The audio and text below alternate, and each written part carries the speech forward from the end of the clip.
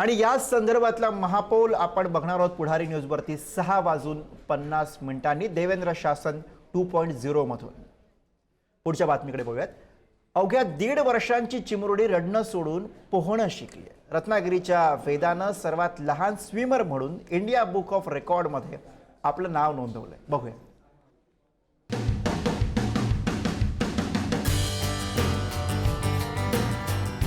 बाळाचे पाय पाळण्यात दिसतात अशी म्हण आहे। 1 वर्ष 9 महिन्याच्या या चिमुरडीचे पाय मात्र स्विमिंग पूलमध्ये दिसले।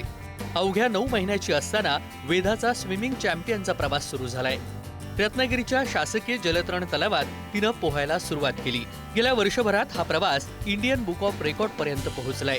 या चिमुरडीनं 100 मीटरचं अंतर 10 मिनिटं आणि 8 सेकंदात पूर्ण करत देशातील सर्वात लहान जलतरणपटूचा मान मिळवला।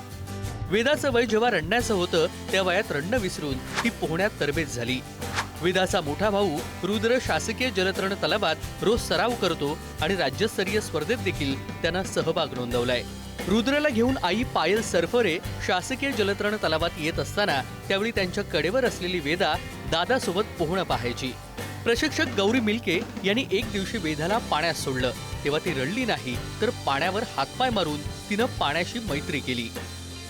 आता सध्या तिने इंडिया बुक रेकॉर्डमध्ये तिची नोंद झालेली आहे। आजच अशी आनंदाची बातमी आहे की एशियन बुक रेकॉर्डमध्ये तिचे नोंद झाले। त्यानंतर नोबल इंटरनॅशनल प्राइज तिला मिळालेलं आहे। त्यानंतर आता आम्ही गिनीज वर्ल्ड बुक ऑफ रेकॉर्डमध्ये तिची नोंद करत आहोत। इंडिया बुक रेकॉर्डमध्ये तिचं 1 वर्ष 7 महिन्याची असताना आम्ही तो व्हिडिओ केलेला आहे।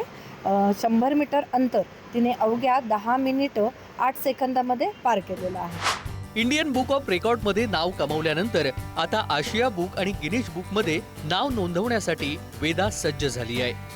ते संस्कारच म्हणावे लागतील, कारण अवघ्या 9व्या महिन्यापासून जेव्हा आम्ही तिला पाण्यामध्ये घातलं आहे तेव्हापासूनच तिने फार छान रिस्पॉन्स दिला आहे। आज तिने जगाच्या पाठीवरती इंडिया बुक ऑफ रेकॉर्डमध्ये तसेच एशियन बुक ऑफ रेकॉर्डमध्ये आपलं नाव नोंदवलं आहे। नक्कीच ती पुढे ऑलिम्पिकमध्ये जाऊन तिने स्वतःचं देशाचं व आपल्या रत्नागिरीचं व महेश मिल्के स्विमिंग ग्रुपचं नाव रोशन करावं असं मला फार वाटतं। दररोजच्या सरावामुळे वेदाचा पोहण्यातला आत्मविश्वास देखील पाहण्यासारखा आहे।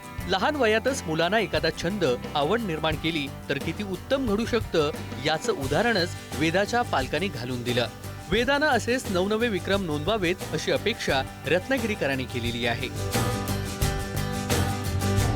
राजन चव्हाण, पुढारी न्यूज, रत्नागिरी।